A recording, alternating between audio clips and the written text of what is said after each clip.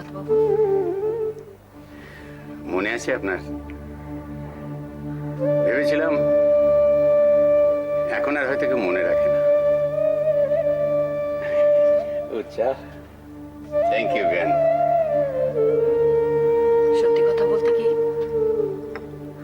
মনে আমারও ছিল না। আজ সকালবেলা যখন আপনি ফুলের মালা হাতে করে ঘরে ঢুকলেন, তখন ওই কারণটা খুঁজতে গিয়ে হঠাৎ মনে পড়ে গেল। সত্যি বড্ড তাড়াতাড়ি চলে গেছেন দিদি। হ্যাঁ, 6 বছর হয়ে গেল।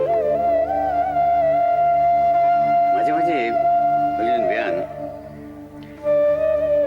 নিজেকে দোষী মনে হয়। খুব আফসোস, খুব আফসোস হয়। বেঁচে থাকতে বোধহয় সুবিচার করেনি। সুবিচার করেননি? কেন? খেয়াল, খেয়াল বেয়ান, খেয়াল। কাজ থেকে বাড়ি ফিরেছি, গরম জল থেকে শুরু করে হুইস্কির বরফ সবই তৈরি পেয়েছি। আসলে পাওয়াটাই অভ্যাস হয়ে গিয়েছিল, দেওয়ার কথাটা মনেই পড়েনি। না, এটা মেনে নিতে পারলাম না। মনে পড়েনি বলবেন না, মনে পড়লেও গ্রাহ্য করেন। স্ত্রী সে তো আছেই, থাকবেই প্রয়োজনের জন্য। তাই তো ভাবেন আপনারা। অভিযোগ করছেন বেয়ান? দিদি তো অভিযোগ করতে পারেননি, মনে করুন তার হয়ে আমি করছি। না না বেয়ান, অতটা খারাপ মানুষ আমি নই। আসলে তখন চায়ের ব্যবসাটা খুব ভালোই চলছিল,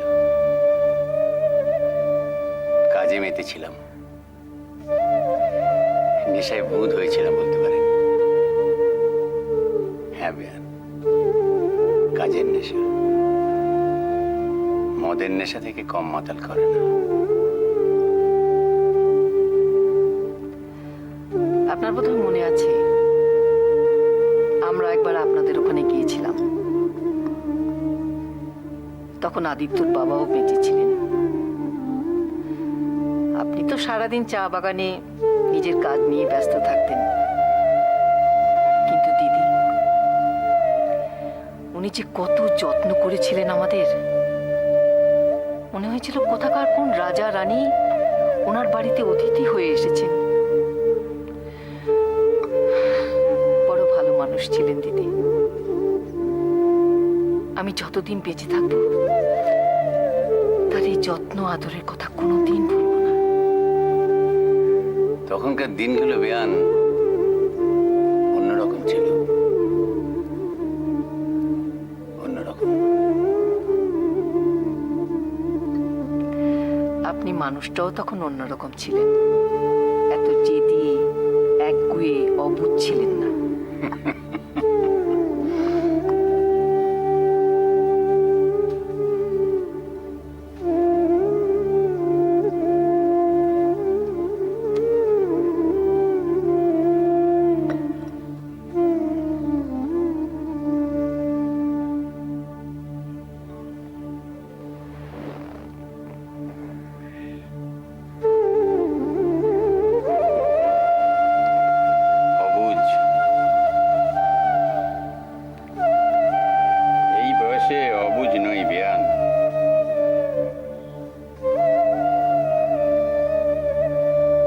মাঝে মাঝে নিজেকে খুব অসহায় লাগে। ভাবি একা একা চলে যাব চা বাগানে। করে ভাবি যদি একা দিনের পর দিন কি করে কাটাবো ওখানে একা একা।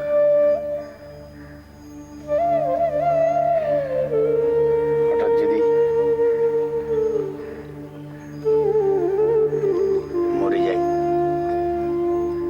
অনিমার মতো,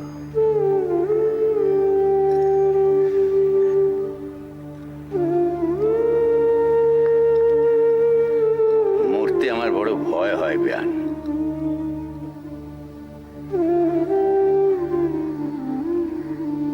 মরতে তো সবাইকেই হবে প্রভাত বাবু।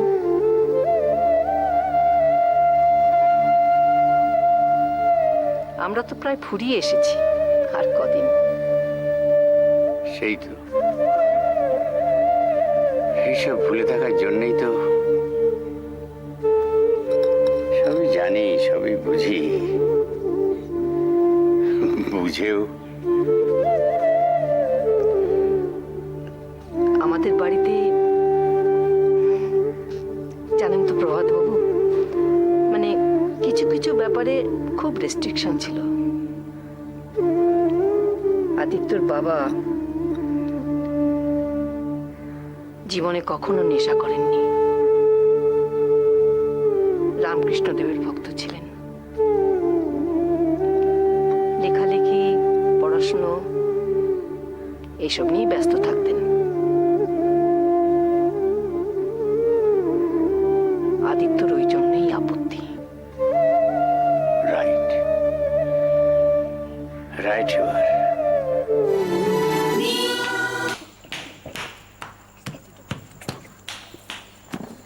হ্যাঁ রে দিয়া, কি বলো? তুই যে এত লাফাস, তোর পা ব্যথা করে না? দাদিন, আমি স্কুলে এর চেয়ে বেশি লাফাই। জানতো দাদিন, আমার বন্ধুরা না আমার চেয়ে বেশি কেউ লাফাতে পারে না। তাই? তাহলে তো একদিন যেতে হয়। যেও না দাদিন।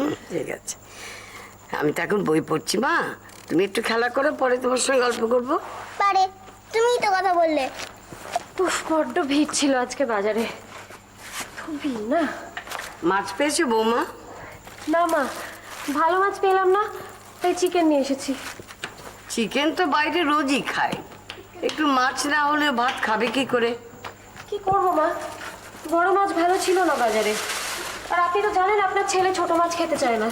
এত বড় বাজারে বড় মাছ পেলে না, নাকি চিকেন তাড়াতাড়ি হয়ে যাবে বলে তাই নিয়ে এলে? এরকম কেন বলছেন মা? তাহলে তো বাসন মাকে বলতাম সামনের দোকান থেকে নিয়ে আসতে।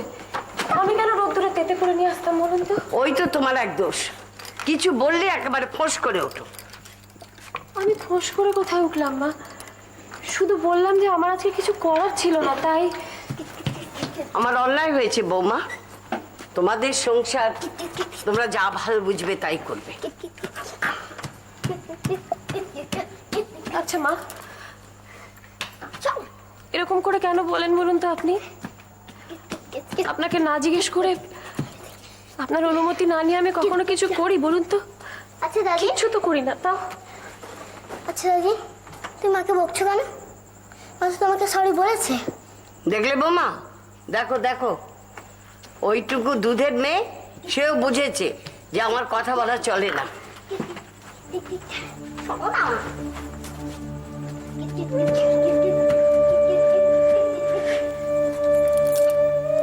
এতদিন হয়ে গেল,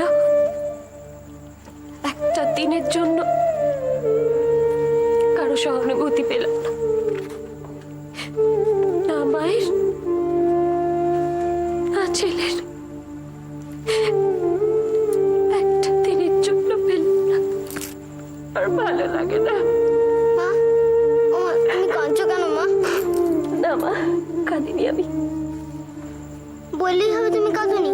আমি দেখতে পাচ্ছি তোমার চোখ দিয়ে জল বেরোচ্ছে। আমি তো দাদিনকে বকে দিয়েছি মা।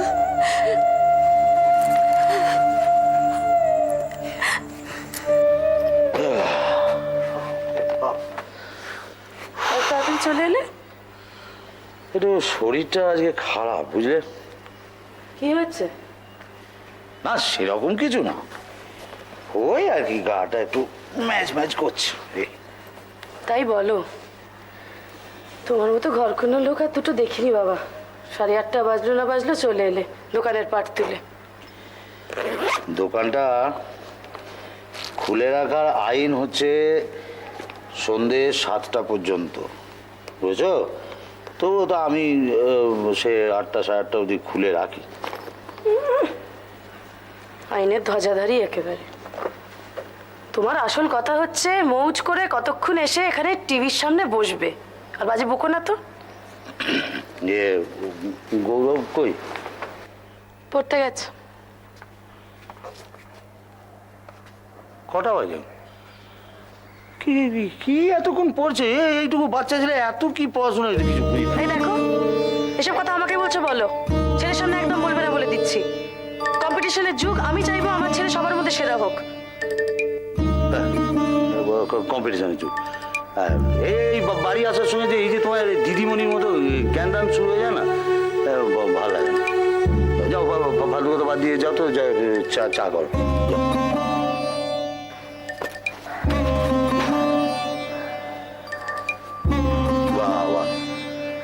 ভালো মুটিয়েছো তো।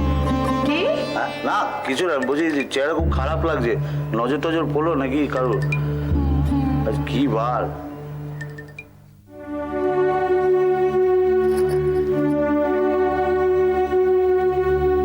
শোবে না?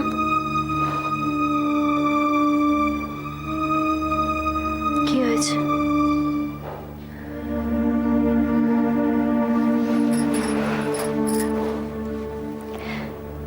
কি হয়েছে বৌদি? বলো কি হয়েছে?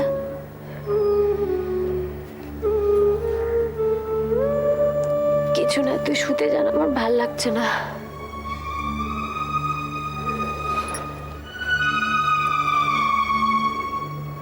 মাকে তুমি প্রথম দেখছো না, মা তোমাকে। মা চানা নিয়ে প্রবলেম তো?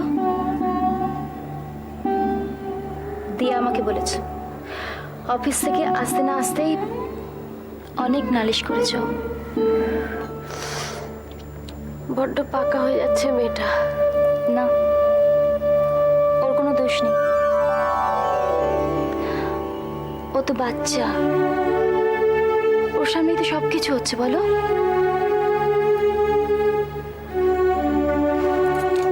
সত্যি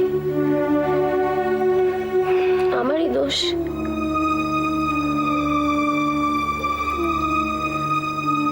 বৌদি তোমাকে একটা কথা আমি আগে অনেকবার বলেছি, আর আমার বলতে ভাল লাগছে না। সব মায়েরাই ভাবে যে তার ছেলের কাছে সবচেয়ে বেশি তার অধিকার, আর বউরা এসে সেই ভালোবাসায় অধিকার করবে।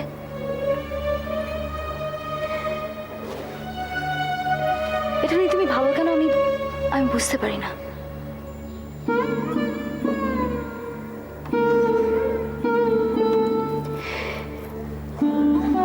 তুই শ্বশুর বাড়ি যা, তারপর দেখবো কত মনে থাকে সব কথা।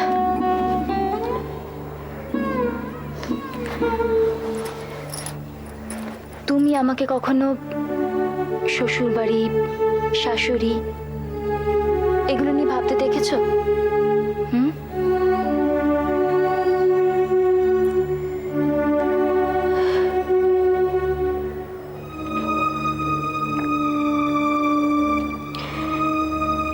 সব তো ছেড়ে দিয়েছি রে। বই পড়া,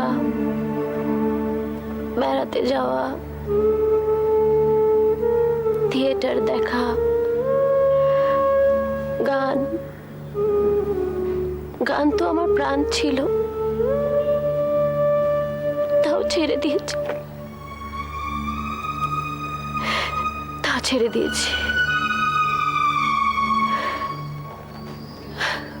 ঘরের কাজ, মেয়ের স্কুল, ননদের অফিস, শাশুড়ির সেবা, এগুলোই তোমার কাছে এখন সবকিছু। আমি একটা কাজ করব, আমি দাদাকে আজকেই বলবো তোমাকে গানের স্কুলে ভর্তি করে দিতে। ঠাট্টা করছিস? বয়সে নতুন করে আবার গান শিখবো। তুমি এই ঘরের মধ্যে থাকতে থাকতে কেমন বুড়িয়ে গেছো। তোমার চেয়ে অনেক বয়সে অনেকে গান শিখছে।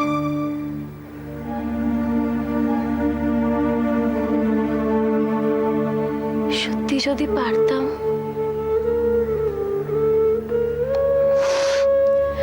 শুতে চল। আয়।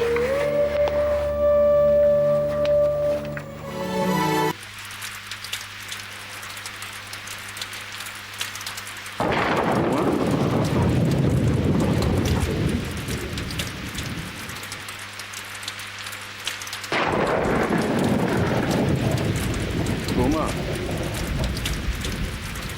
অনেক রাত হয়ে গেল।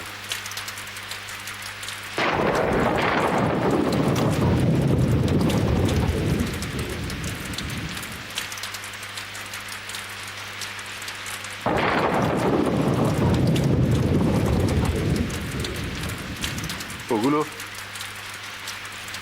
ওকার ছবির সঙ্গে দিও। বাবা,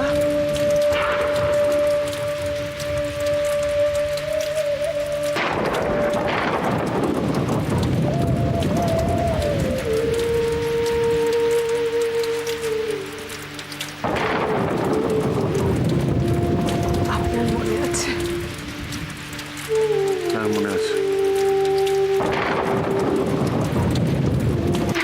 আর কারো মনে নেই? ভুলবো কেমন করে বলো তো? আজকের দিনেই তো তুমি আমাদের সংসারে একজন হয়েছিলে। হতে পেরেছিলাম কি বাবা?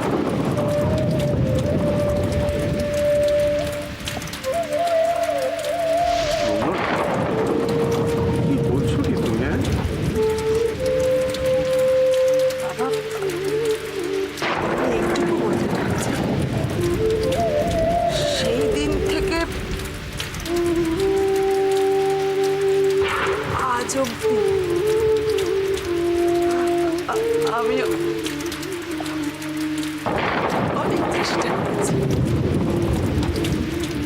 সত্যি, বিশ্বাস করো। হ্যাঁ, হ্যাঁ, আমি জানি। ও জানতো বাবা, ও বিশ্বাস করতো। আচ্ছা বৌমা, তোমার মনে আছে যে আজকের দিনে কিরকম হই হই করতো, আনন্দ করতো? কিন্তু বাবা,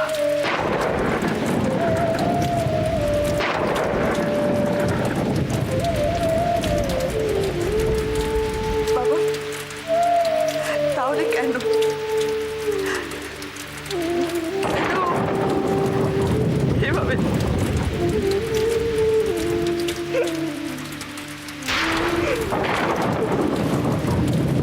বৌমা, তুমি কি জানতে যে ও তোমাকে কতটা ভালোবাসতো, কতটা তোমার উপর নির্ভর করতো?